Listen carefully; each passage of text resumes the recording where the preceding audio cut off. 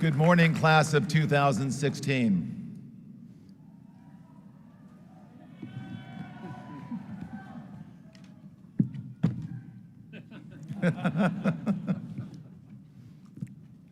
Thank you for inviting me here today. I'm honored to be with you for your graduation from the University of Southern California. This morning, I'd like to talk with you about how a few experiences and a couple of ideas taught me some important lessons and helped me discover my dreams. When I was your age, living and going to school in Chicago back in the 1960s, I used to dream about this place, the University of Southern California. Back then, this is all true. Back then, my dream was to go to the USC Medical School, get married, raise a family, and practice medicine in Los Angeles. Growing up in a lower middle-class community on the south side of Chicago, medicine was considered the pinnacle of professions, noble and humane. Virtually everyone important in my life, my family, my teachers, my girlfriend, wanted me to be a doctor. Over time, their dreams became my dreams. They convinced me I should be a doctor. But as hard as I tried, I couldn't do it. After a few difficult and unhappy years as a pre-med student, it became painfully clear to me that I did not like the courses I was taking. I thought my comparative anatomy class was a perversely pointless form of psychological torture, especially the dissection labs. And I just could not make myself study something that didn't interest me. At the time, I thought I lacked discipline and that I was selfish.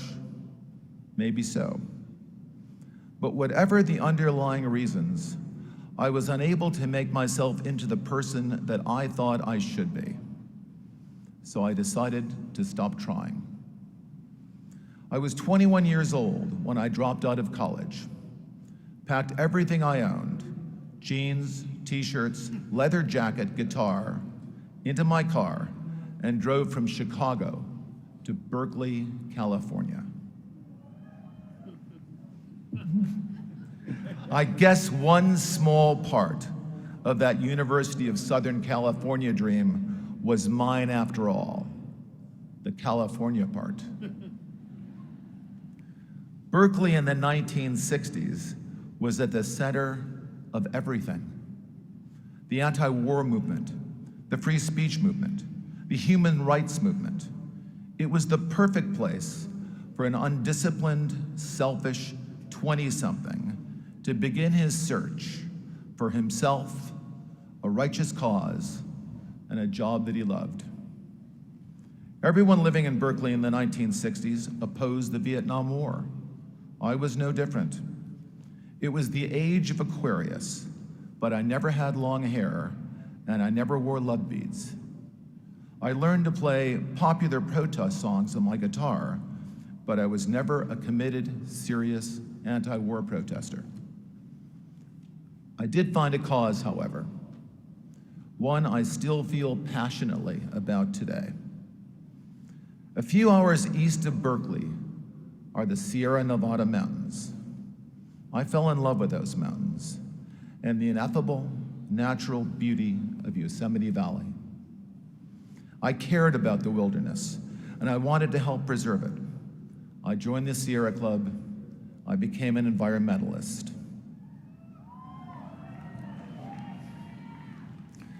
During my California springs and summers, I spent most of my days in the high Sierras in Yosemite Valley, working as a river guide and a rock climbing instructor.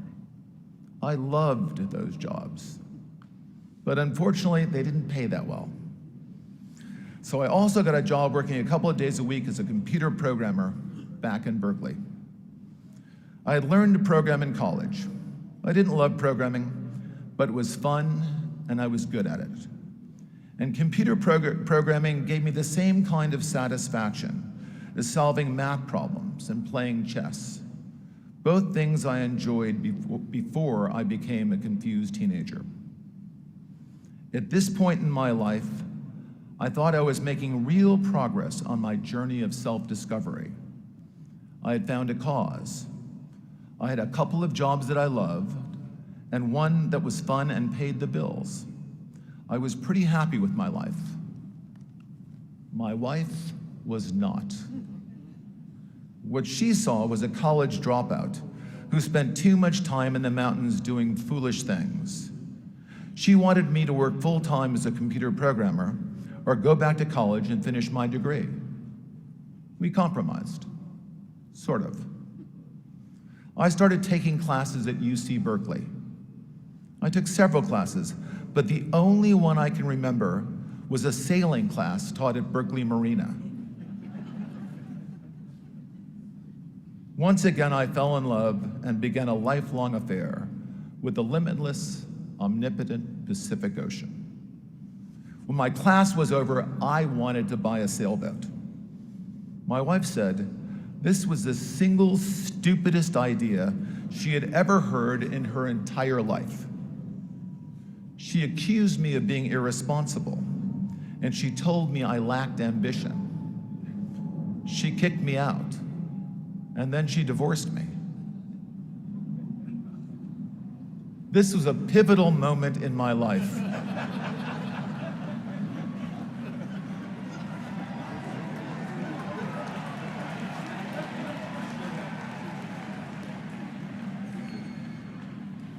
My family was still mad at me for not going to medical school, and now my wife was divorcing me because I lacked ambition. It looked like a reoccurrence of the same old problem. Once again, I was unable to live up to the expectations of others. But this time, I was not disappointed in myself for failing to be the person they thought I should be. Their dreams and my dreams were different. I would never confuse the two of them again. I had discovered things that I loved: the Sierras, Yosemite, the Pacific Ocean. These natural wonders brought me great joy and happiness, and would for the rest of my life. I had an interesting job programming computers and more money than I needed. For the first time, I was certain that I was going to survive in this world. A huge burden of fear had been lifted.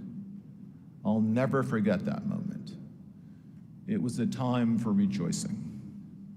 I bought the sailboat and lived on board, just me and my cat in Berkeley Marina.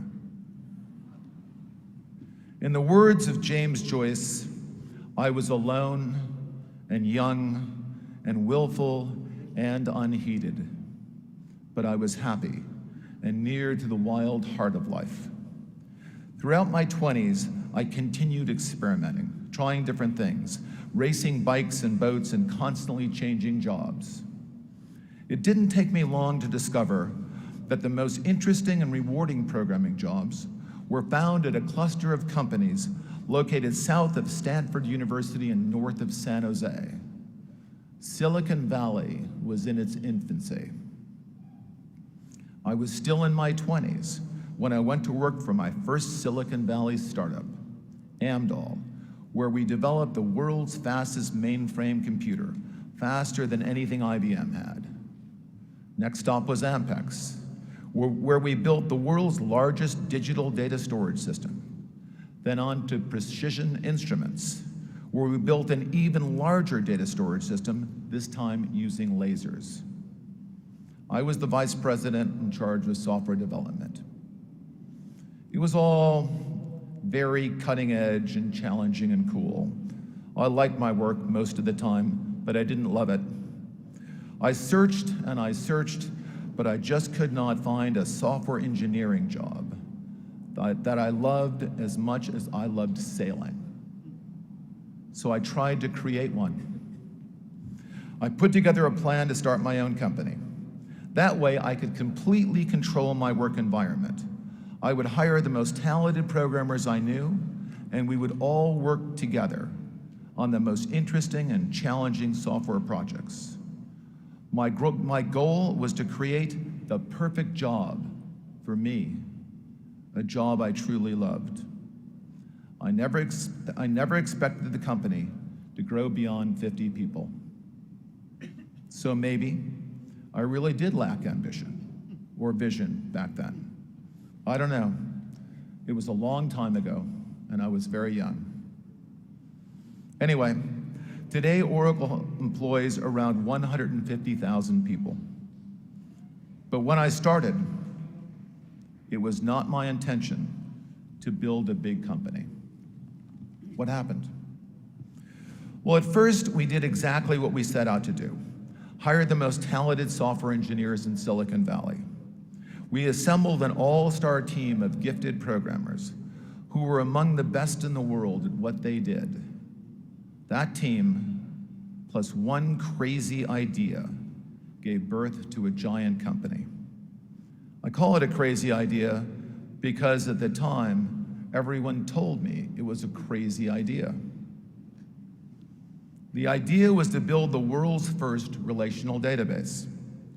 Several theoretical papers about relational databases had already been published, and IBM was building a prototype in their research labs. But back then, the collective wisdom of computer experts was that while relational databases could be built, they would never be fast enough to be useful.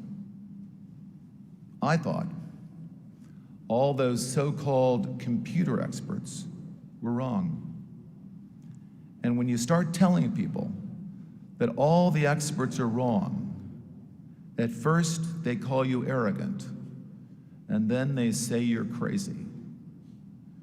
So remember this, graduates. When people start telling you that you're crazy, you just might be onto the most important innovation in your life.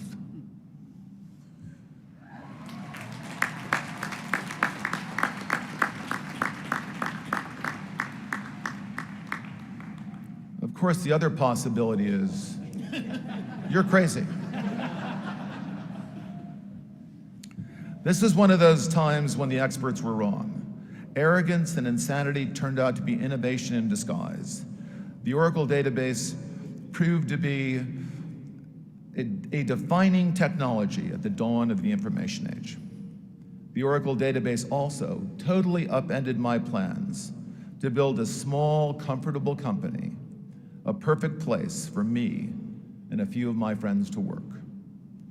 As the information age moved from dawn to the full light of day, technology horizons were constantly shifting, revealing a brave and exciting world of new possibilities and new opportunities. Oracle doubled in size year after year after year for 10 years. I had set out to create the perfect programming job for me. Instead, I created a job where I had to stop programming altogether. I attempted to create an environment that I could completely control.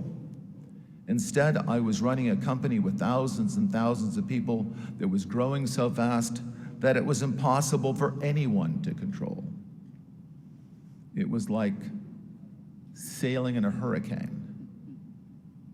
And then we went public. Oh my God. Maybe I should have been a doctor. I was constantly learning, on-the-job training, I think they call it. Every day I learned something new and interesting, something that I did not know the day before. I like that. My new job was challenging, captivating, consuming. I worked all the time. But thinking back, I'm pretty sure I didn't love it. Or maybe I was just too tired to even know how I felt. But I had found a place in the world. My family finally forgave me for not going to medical school. And nobody ever accused me of lacking ambition again. Now I'd like to tell you one last story about my best friend, a guy who had lots of crazy ideas and taught me an important lesson. My 30-year friendship with Steve Jobs was made up of 1,000 walks. If there was something he wanted to talk about, and there always was, we'd go for a walk. We'd climb to the top of Windy Hill, hike around Castle Rock or through the sands on the beach at Kona Village. Over the years, one particular walk stands out. We had a lot to talk about that day, so we jumped in the car, put the top down, and headed out to Castle Rock State Park in the Santa Cruz Mountains. It was over 20 years ago, back in mid-1995. Steve was finishing up Toy Story at Pixar and running Next, the computer company he founded after he left Apple. Apple was in severe distress. It had gone steadily downhill during the 10 years of Steve's absence. The problems were now so serious, people were wondering if Apple would survive. It was all too painful to watch and stand by and do nothing. So the purpose of that particular hike through the Santa Cruz Mountains on that particular day was to discuss taking over Apple Computer. My idea was simple: buy Apple and immediately make Steve CEO. Apple wasn't worth much back then, about $5 billion. We both had really good credit. And I had already arranged to borrow all the money. All Steve had to do was say yes. Steve proposed a somewhat more circuitous approach. First, persuade Apple to buy Next Computer. Then Steve would join the Apple board, and over time, the board would recognize that Steve was the right guy to lead the company. I said, okay, that might work. But Steve, if we don't buy Apple, how are we going to make any money? Suddenly, Steve stopped walking and turned toward me. We were facing each other when he put his left hand on my right shoulder and his right hand on my left shoulder. Staring unblinkingly into my eyes, Steve said, "Larry, this is why it's so important that I'm your friend. You don't need any more money."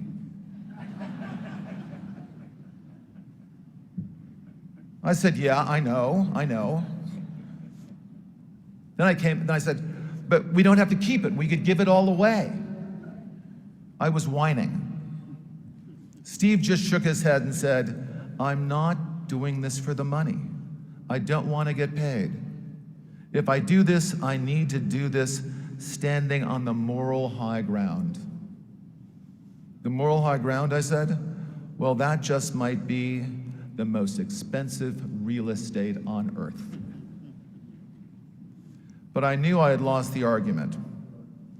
Steve had made up his mind, right there and then, at Castle Rock in the summer of 1995, to save Apple his way. At the end of the hike, right before we got back into the car, I said, "Steve, you created Apple, it's your company, and it's your call. I'll do whatever you want me to do." I went on the Apple board, and then I watched Steve build the most valuable company on earth.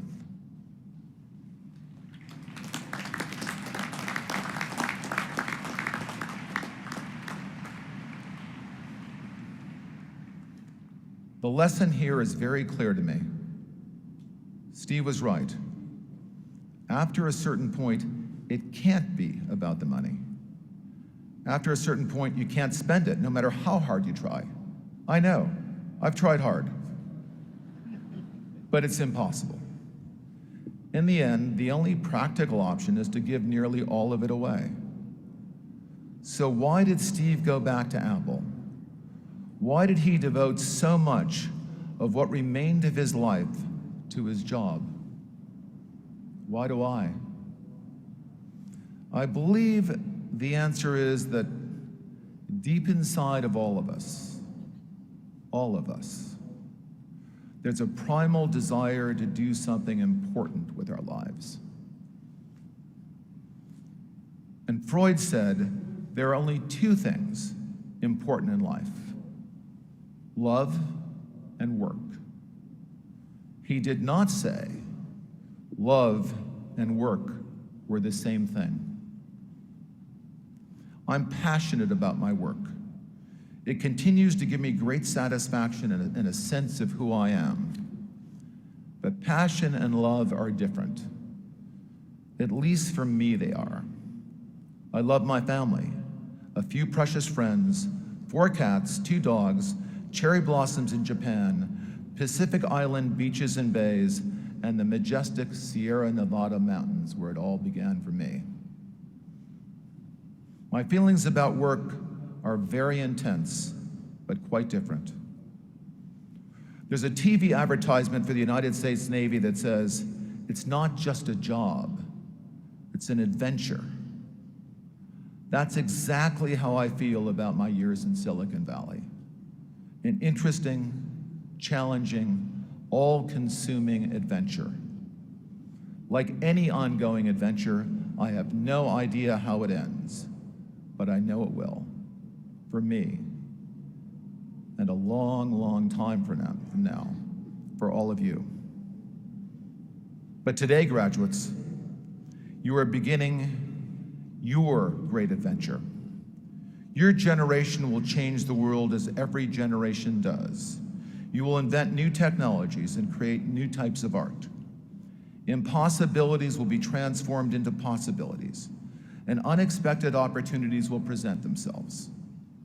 You will change the world, and the world will change you as you learn and grow and discover more about yourself. Remember this, graduates. In a constantly changing world, what is possible is a moving target. Don't be afraid to experiment and try lots of different things. And don't let the experts discourage you when you challenge the status quo. Like Mark Twain says, what's an expert anyway? Just some guy from out of town.